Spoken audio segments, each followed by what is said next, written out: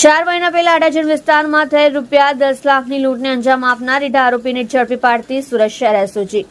Police commissioner Shri Anupamsinh Gehlot નાઓએ સુરત શહેર તેમજ રાજ્યના અન્ય જિલ્લાઓમાં નોંધાયેલ ગંભીર ગુનાઓમાં ઘણા સમયથી નાસ્તા ફરતા આરોપીને પકડી પાડવા આપેલ સૂચના મુજબ અધિક police commissioner Shri Raghavendra Vats crime નાયબ police commissioner Shri Rajdeepsinh Nakum SOG નાઓના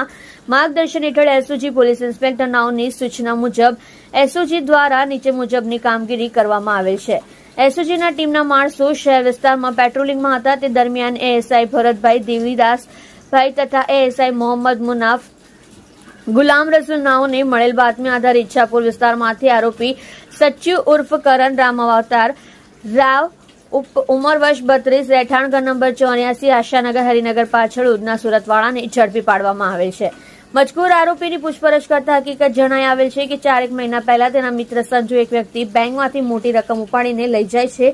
તે ટીપ આધારે તેણે તેના અન્ય મિત્રો રાકેશ ચૌધરી વિકી 25 તથા જાવી સાથે મળી અડાજણ ગૌરવ પથ રોડ પર આવેલા એસબીઆઈ બેંક ખાતે ફરિયાદી પૈસા ઉપાડી પોતાના મોપેડ ઉપર જતો હતો ત્યારે તે વ્યક્તિને રસ્તામાં રોકી તેને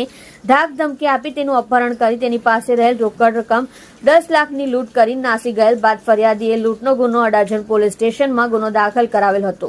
જે ગુનામાં પોતે આજ દિન સુધી પોલીસથી બચવા નાસ્તો ફરતો હોવાની હકીકત જણાવેલ હતી। ઉપરોક્ત આરોપી અડાજણ પોલીસ સ્ટેશન ગુના નંબર 2024 ઇપીકો કલમ 392 365 342 504 506 114 મુજબના ગુનામાં નાસ્તો ફરતો હોય જેથી તેના વિરુદ્ધ કાયદેસરની કાર્યવાહી કરી આરોપીને અડાજણ પોલીસને સોંપી આપેલ છે। તમે જોઈ રહ્યા છો સત્યને સાથ આપનાર સત્ય સમ્રાટ ન્યૂઝ ચેનલ તંત્રી શ્રી નિલેશભાઈ પાટીલની સાથે।